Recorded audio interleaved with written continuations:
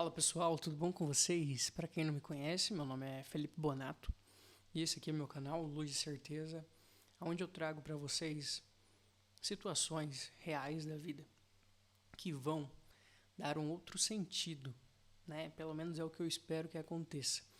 Então hoje eu decidi, e também vou falar mais para frente sobre isso, que é sobre os relacionamentos, os casais que realmente são casados hoje, né? Não somente no namoro, mas o problema maior hoje não está no namoro, está nos casamentos.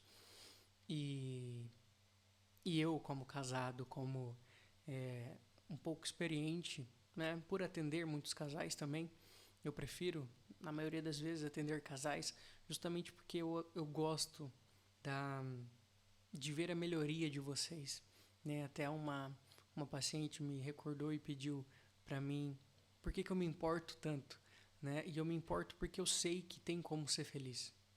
E tem como ser feliz casado. E na maioria das vezes, quem me procura já está com um casamento conturbado, não consegue enxergar uma luz no fim do túnel, então já me procura com a ideia da separação, com a ideia do divórcio. E, e aí quando eu consigo, né, mostrar uma luz no fim do túnel, mostrar para os dois uma felicidade que talvez possa existir, as coisas começam a melhorar. E quando as coisas começam a melhorar, é gratificante ver que isso pode acontecer com mais e mais pessoas. E, e que base que eu vou trazer também consigo, né? Eu vou trazer a Bíblia, né? Espero que, mesmo que você seja cético, seja ateu, você fique aqui, porque eu vou usar ela como objeto de estudo. E vou usar também alguns trechos de livros, né? Sempre trago aqui para vocês São Tomás de Aquino, Santo Agostinho, mas que a verdadeira resolução não está nos textos. A verdadeira resolução está quando a gente entende umas coisas que a gente não entende no passado. Né? Então, aqui eu trouxe o título, né, Casais que sempre brigam, porque sempre acontece quando estão com muitas brigas. E quando a gente está com muitas brigas no relacionamento, isso não é de todo ruim. A parte ruim é quando a gente não briga mais, quando a gente já aceitou aquela situação de separação. Então os dois já estão vivendo juntos, mas separados. E ainda existe uma fagulha. Por que eles não se separam? Ah, porque eu tenho a casa, ah, porque eu tenho tantas coisas juntos, a gente tem filhos, como que vai dar essa separação? Então, eles já estão pensando na separação, mas nenhum tem uma certa coragem de sentar e conversar sobre isso. E, e sim, tem resolução até para esse tipo. Não tem resolução para que tipo, Felipe? Para o tipo que já está decidido. Né? Quando a pessoa decide, eu não posso fazer milagres aqui e eu nem faço. Né? O que eu posso fazer é mostrar para vocês que tem uma certa resolução, mas aquele que não busca a resolução não tem o que a gente fazer. Tá bom?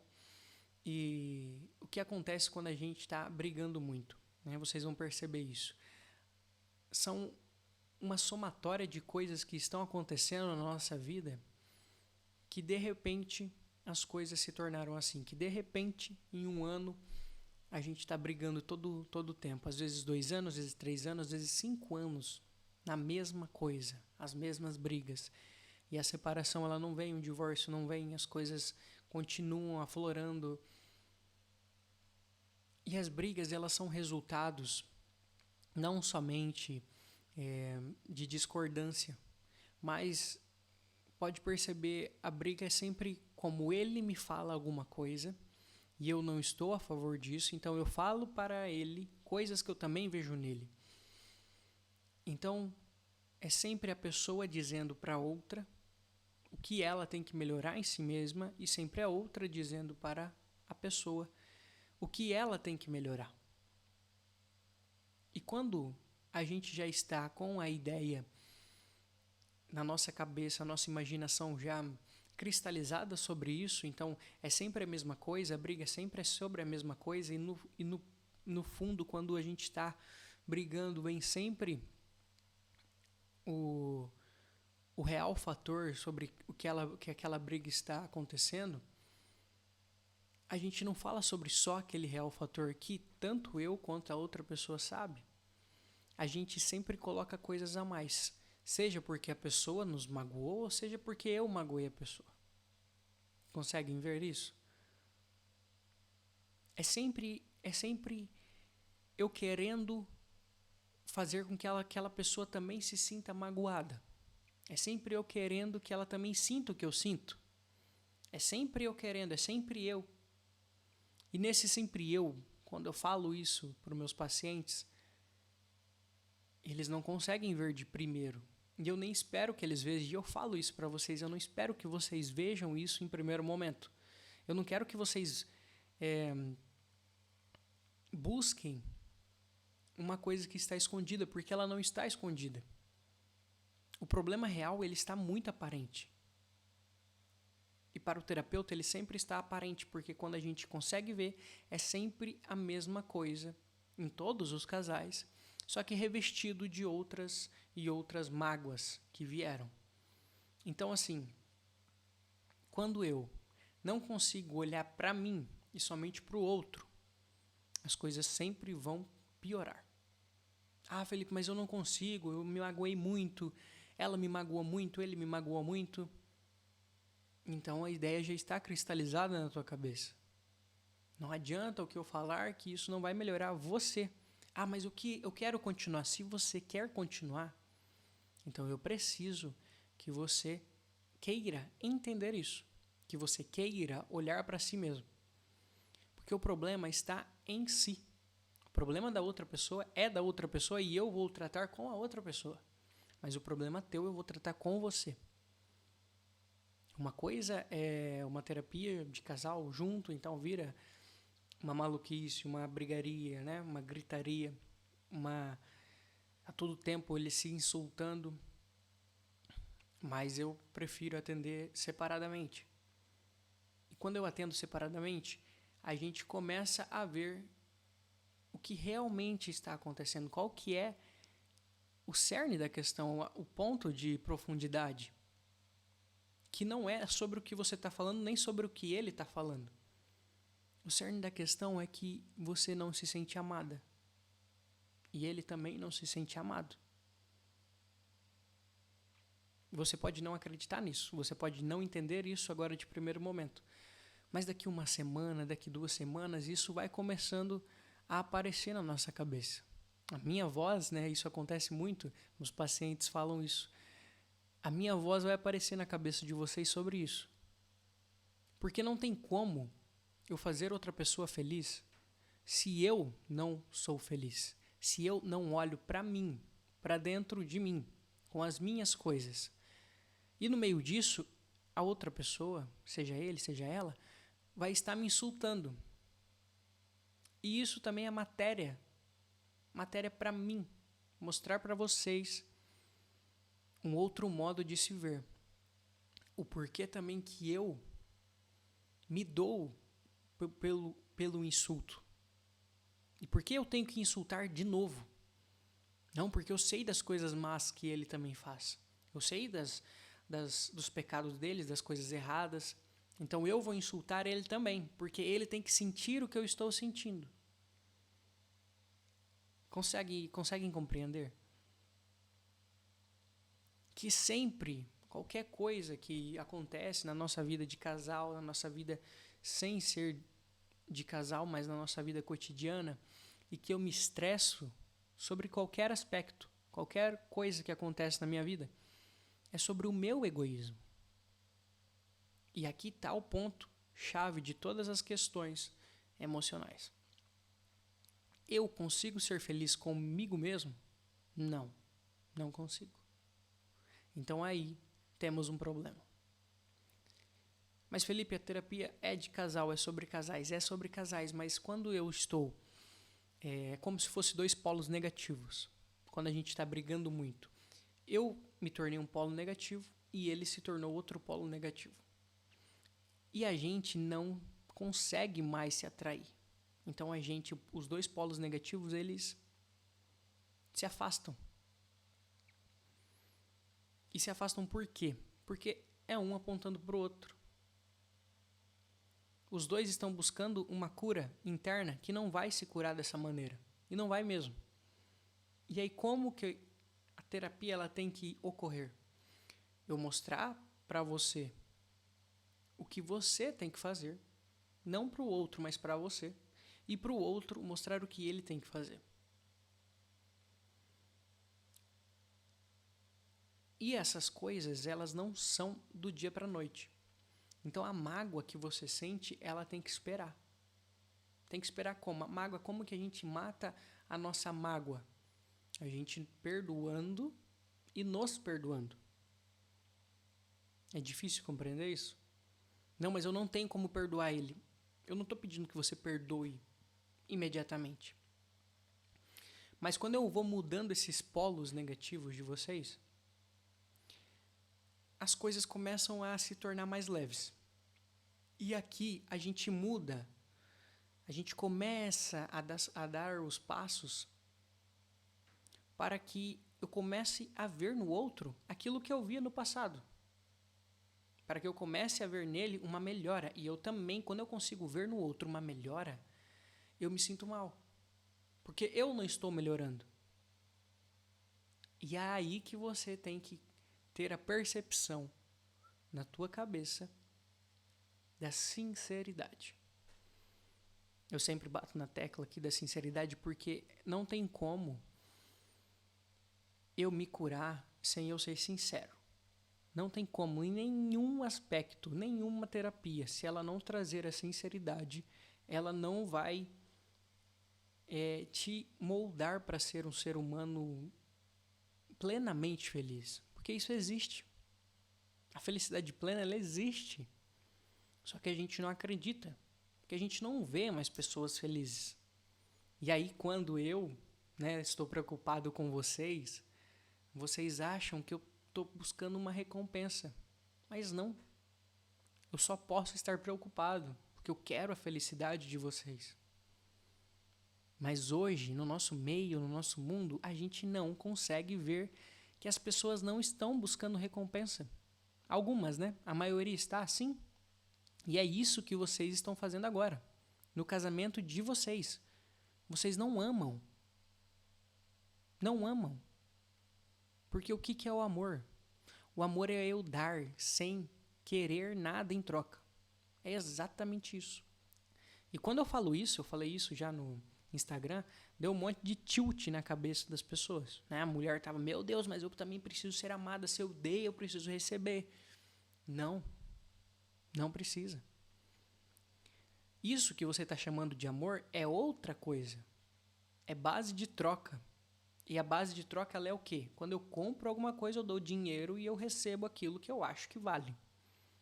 Então a gente começa a fazer tudo isso na nossa vida. Com outras pessoas e principalmente com o nosso marido, com a nossa esposa, com os nossos filhos.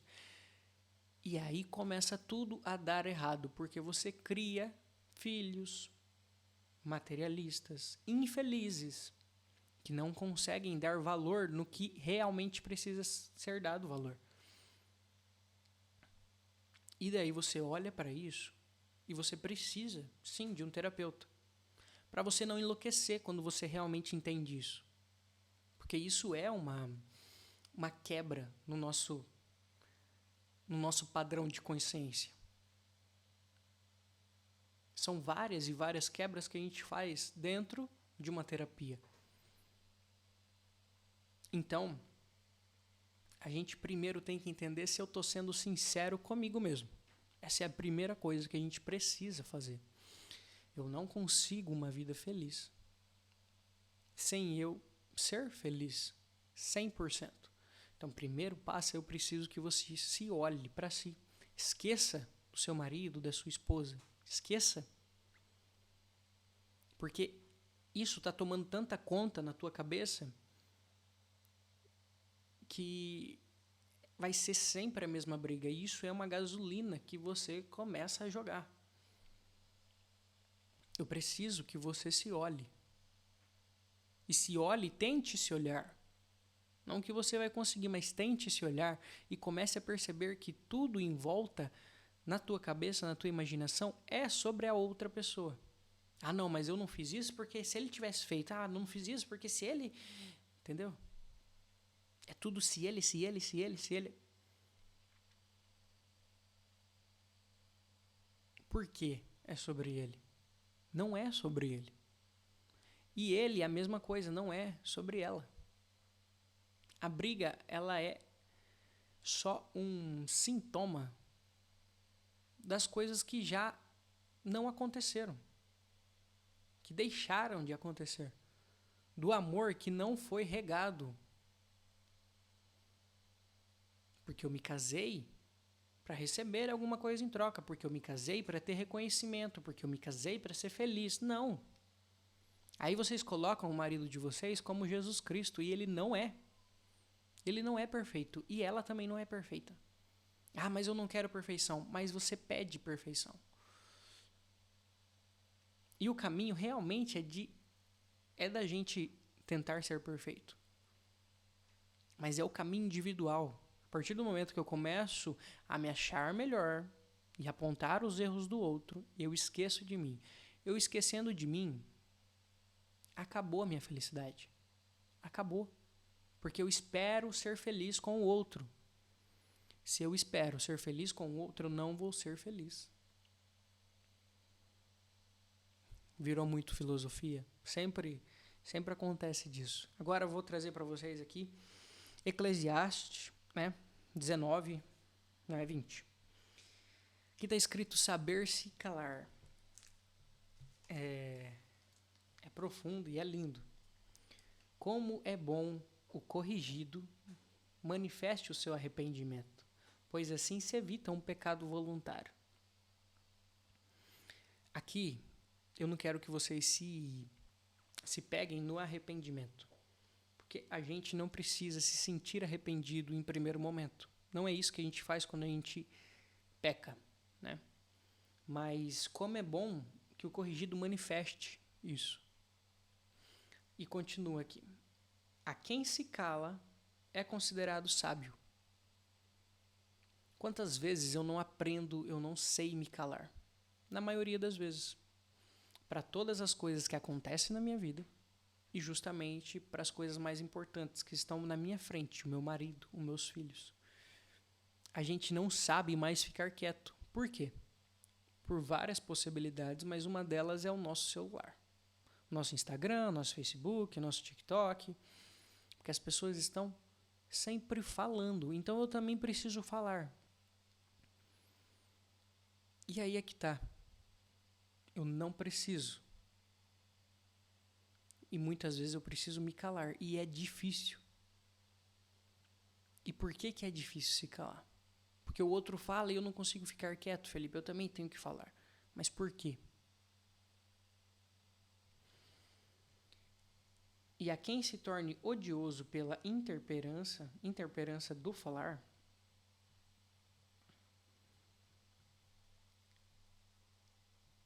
odioso pela interperância do falar. Sabe aquela pessoa que não para de falar? A gente olha para os outros dessa forma. Sabe, a pessoa não para de falar e você não está mais escutando ela.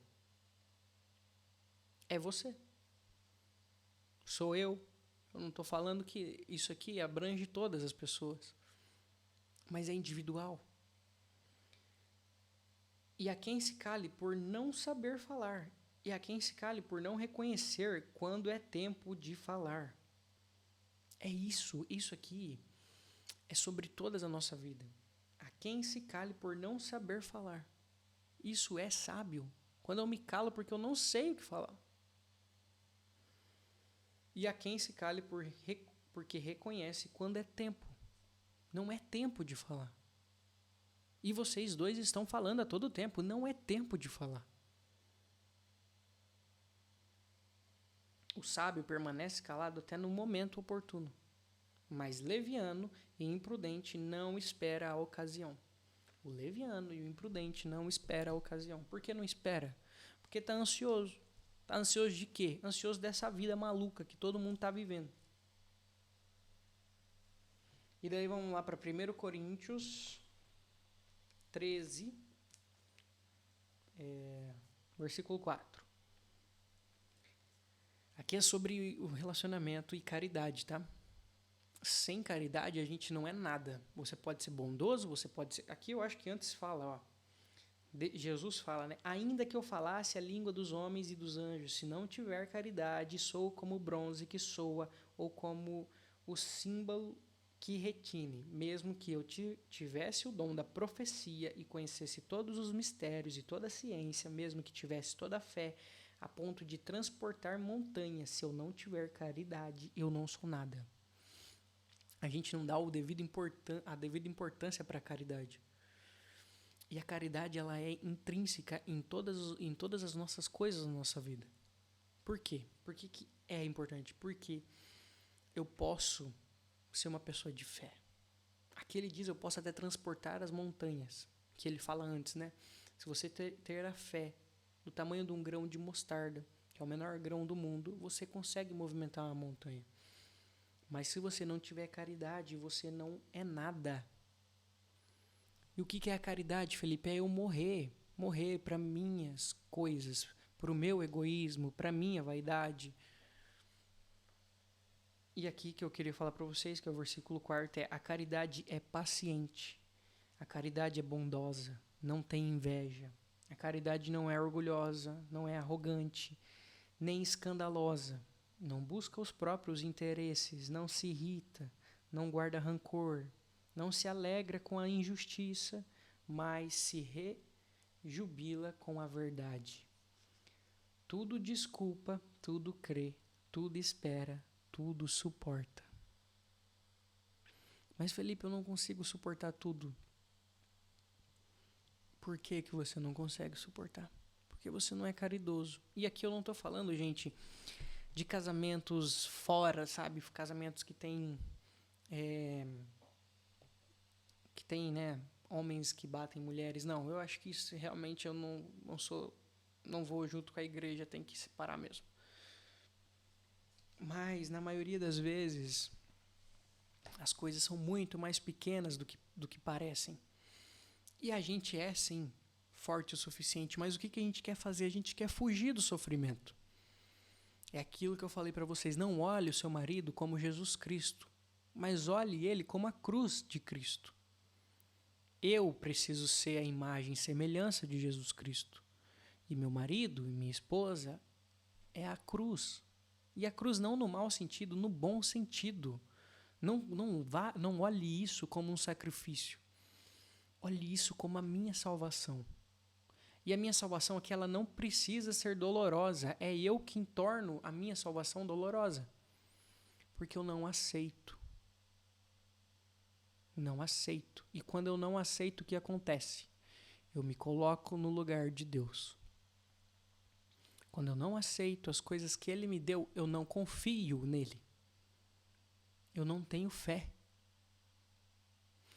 Porque vocês acham que as coisas acontecem porque vocês erraram. E não. As coisas acontecem porque Deus deixa acontecer. Ou você acha que o marido que está do seu lado é por acaso. Nada é por acaso nessa vida, gente. A gente tem aqui tem uma discussão que eu sempre entro sobre o livre-arbítrio. E aí quando eu falo para a pessoa que o livre-arbítrio é um negócio tão pequeno, a pessoa fica maluca. Porque eu tenho um vídeo que eu vou postar aqui sobre como é a metáfora, né, que eu falo para todos os meus pacientes, que é uma metáfora que eu inventei sobre o carro guinchado, né? A gente é um carro. A gente é um carro nessa vida. Mas a gente está todo o tempo olhando para o volante desse carro. E aí eu tenho que mostrar o horizonte para vocês. Que é isso que eu estou fazendo aqui. Mostrar o horizonte quando vocês começam a ver que as coisas não são só isso que você está vendo, que é esse volante. Você começa a relaxar, a respirar. E aí eu mostro para vocês que vocês não têm o controle da vida de vocês. E que o livre-arbítrio é tão pequeno, mas que eu não quero ele ao mesmo tempo, E eu tô me preocupando com coisas que eu não posso me preocupar e que eu nem deveria me preocupar. Porque esse carro que sou eu, ele tá guinchado por Deus. E se eu tentar tomar conta desse guincho, eu tentar me colocar no lugar de Deus, eu me viro soberbo. Por mais que a minha vida possa dar certo, por mais que eu sei que eu posso mudar o mundo, que eu posso fazer as coisas, se eu quero me colocar no lugar de Deus, eu não vejo a graça dele. E aqui a gente entra no ramo espiritual. Que se eu não vejo a graça dele, eu não sou feliz, eu sou egoísta, eu sou vaidoso, eu sou soberbo.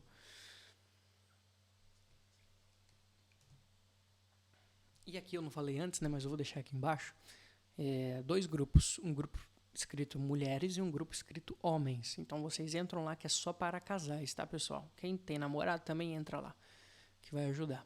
E aí lá eu vou fazer umas aulas ao vivo para vocês, tá? Gratuitos, então, né? Me ajudem a ajudar vocês. E pessoal, para quem tá aqui até agora, né? Que muitos já foram embora, que não aceitam. E esse é o primeiro passo, tá? Aos poucos, a gente vai batendo na porta para vocês deixarem a gente entrar. E a gente que eu digo é Deus, sabe? Não tem como eu falar de casais sem eu colocar Deus no meio. Não tem como. Porque senão a gente fica nas camadas inferiores da nossa felicidade, achando que a felicidade é prazer, achando que é uma recompensa. Então, se você ficou até aqui, você quer já uma felicidade genuína, a felicidade que existe realmente e que ela é imaterial. E que para isso eu preciso olhar para mim. E aqui que está o ponto que muita gente não vai entender. E que eu preciso atender vocês. Eu preciso olhar para a tua história, para a história que você conta para si mesmo e mostrar para você aonde está o ponto de dor. Porque senão isso vai se reverberando no seu marido, nos seus filhos. Isso vai passando. Porque os seus filhos e seu marido, eu tenho certeza que eles querem só uma coisa de você. Que você seja feliz. E ser feliz não está em eu comprar comida no iFood, eu ter dinheiro para comprar uma casa, eu ter dinheiro para comprar o carro. Não está nisso. Está no imaterial. E está dentro de mim. Não está fora, não está longe, está perto. E muito próximo. Então quando Jesus fala, eis que estou à porta e bato, é a porta de nós. Ele está aqui. E ele está o tempo todo batendo na porta. Mas ele bate leve assim, ó, porque ele é leve. E eu não consigo escutar. Porque eu estou tão cheio de mim, das minhas angústias, do meu egoísmo, da minha vaidade, que eu não consigo abrir, eu não consigo escutar. É você olhando para aquele carro o tempo todo. Por quê? Porque eu preciso ser feliz. Não tem como sem você não silenciar essa voz na tua cabeça. Que, na maior parte das vezes, vocês estão contando essa história para si mesmos, uma história horrível de vocês mesmos. Vocês estão se punindo o tempo todo. A gente tem um caminho nessa vida. E um caminho que pode ser muito feliz. Sobre todas as coisas. Por mais coisas ruins que aconteceram e que acontecerão na sua vida e acontecerão na minha e aconteceram na minha. Não espere que a minha vida seja perfeita. Mas é uma batalha diária. Boa, uma batalha boa, tá? Quando fala batalha, o pessoal... meu Deus, eu não quero essa batalha, então você foge de novo e foge de novo. Não, mas é uma batalha que você vai gostar de entrar. Quando você entender isso.